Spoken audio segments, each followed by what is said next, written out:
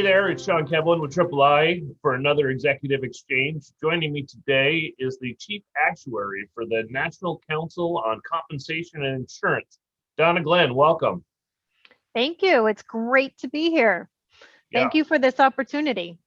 Oh, we always enjoy partnering with NCCI on these because, and especially today, we're seeing a lot of change in our economy, a lot of volatility. Seeing a lot of news about workers' compensation in the past 2 years. In fact, it's grown to be one of our top 10 issues that we deal with in the media at III. How, in your mind, is the workers' comp industry adapting and responding to the economic change?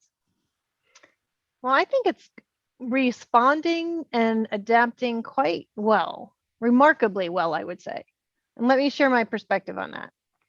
The pandemic, it brought new occupational illnesses into the system, but it was offset by a reduction in other types of claims back in 2020. So remember the fear was at the very beginning was real, and it was due to the fact that there was so much uncertainty. There was uncertainty about coverage. There's also uncertainty about returning to the workplace. We kind of thought that it was going to be uncontrolled exposure when we all went back to work. Was it a few weeks initially and a few months? So I think that uncontrolled exposure was the concern that we all had. But we thought workers, would return and that was going to be the challenge. It didn't happen. Some workers, some industries had much more risk than others. And we know that the overall recession was just generally short-lived. We just went straight towards recovering as soon as we could. So the industry was in a strong position pre-pandemic, also in a strong position post-pandemic. That's the good news. We've got 7 years of profitable combined ratios. It's NCCI's opinion that the industry continues to have a redundant reserve position and long-term frequency. The incidence of claim activity has been declining over the last 20 years over the last 40 years, and it seems to be continuing to do so. So right now, strong employment and wages are on the rise. All of that's fueling the workers' comp system.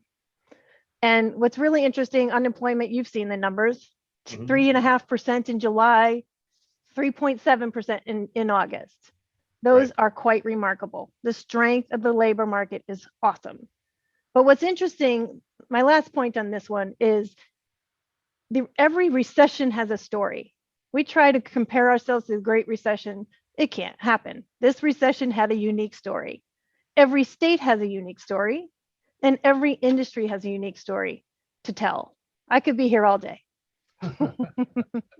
Well, with all these changes that the workers adapted to your point, the industry adapted to quite well. We're still living with some of them. We're talking about shorter tenured workers. We've got remote working.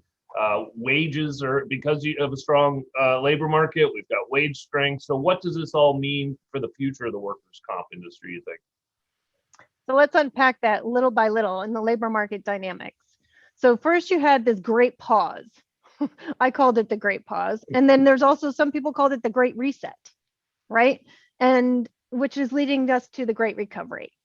But people had the opportunity to reevaluate their needs, their personal needs, their work needs, family, work, balance, all of that. That's led to a great openness for change in the labor market. And of course, that's what we're calling this great reshuffle, is that people changing jobs. So the demand for labor is strong. New hires and retaining our employees is paramount. And that's leading to strong wage increases, especially in lower wage jobs. So that's meaningful for that part of the economy. But what does it mean for workers' compensation? For workers' comp, when wages increase, overall payroll increases. And that's our exposure base. So workers' comp premium will too increase.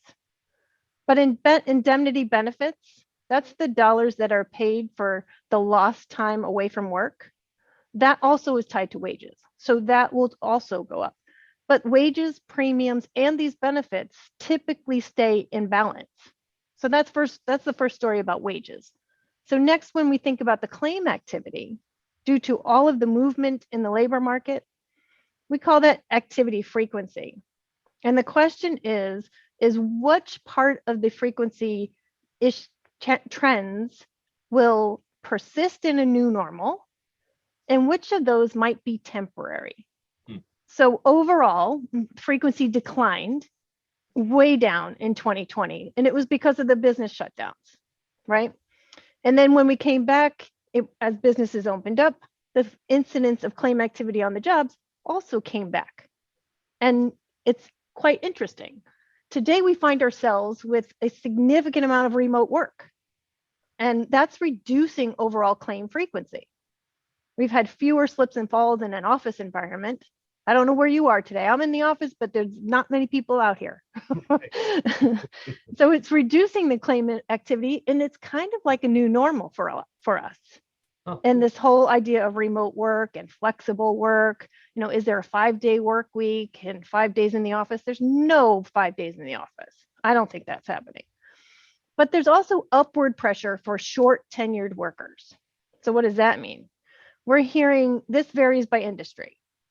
And every state has a story, every industry has a story, and every industry has normal turnover. But what we're seeing is like a higher rate of turnover for these types of industries.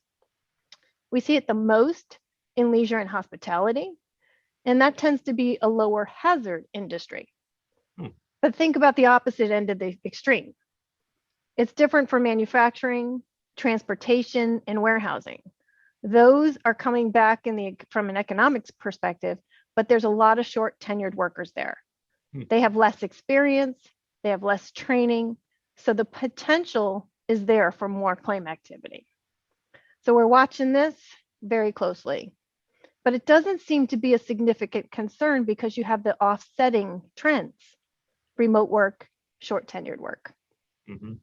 So all of this frequency stuff, we've got an article coming out this week, and there's so much more detail to see, and I encourage our viewers to take a look. Yes, we will. And we'll feature that in our daily newsletter, I'm sure, as well. So we'll look forward to the article. I want to talk a little bit about medical costs.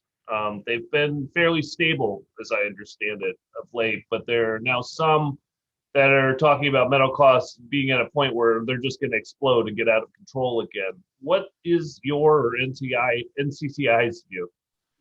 It's true. The prices are up, like general prices are up. Medical inflation, like you said, is very tame and it's compared to that general inflation. But utilization is another component of our analysis of medical trends. And utilization, similar to the way I was just talking about frequency of the offsetting pressures, utilization is actually offsetting the cost increases.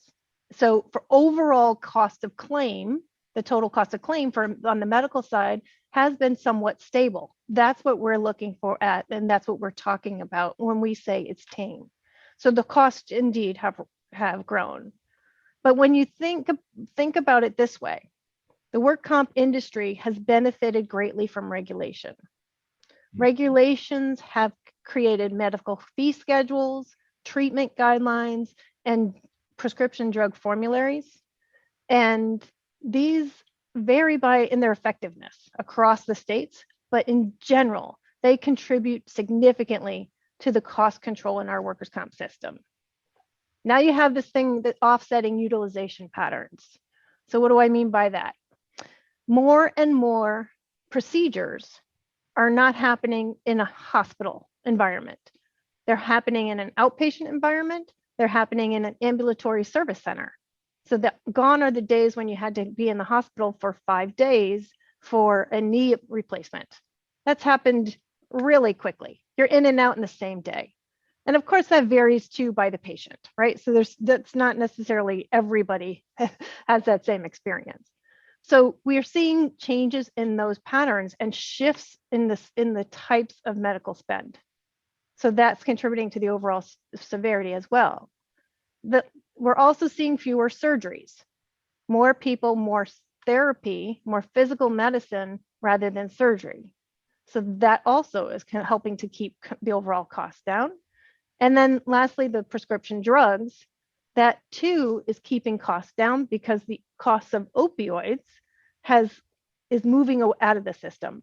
We have declined significantly in the opioid usage, which is so fortunate for the entire country. And we're also using generic drugs. So I think all of those different cost pressures, those things offset the higher prices. All of these are keeping medical costs in check. Of course, we're looking at it, we're watching it, everybody's talking about it. The labor shortage for healthcare workers, I think, is a force that could escalate costs, because those people are going to demand higher wages. And how long will that go? How will that work its way through the system? But another area I'd like to mention is the cost of mental health associated with a workplace injury. So we're on the onset of this issue, I think.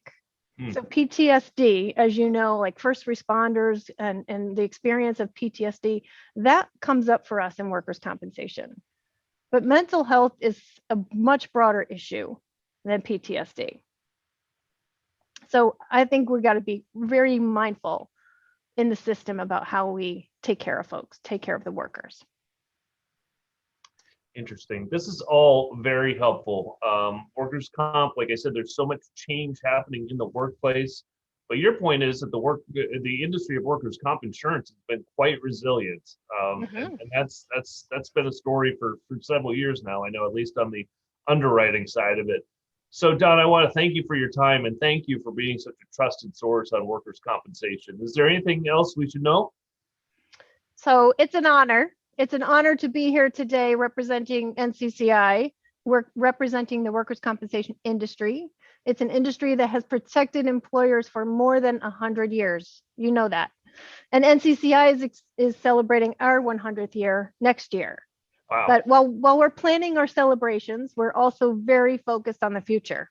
And as the chief actuary of NCCI, it's my mission to continuously enhance the analysis and the insights that we provide to the industry. Well, thank you again. We look forward to distributing all that good information, because you're just such a great partner on workers' compensation with III. So thanks again, Donna, and thanks everyone for joining us.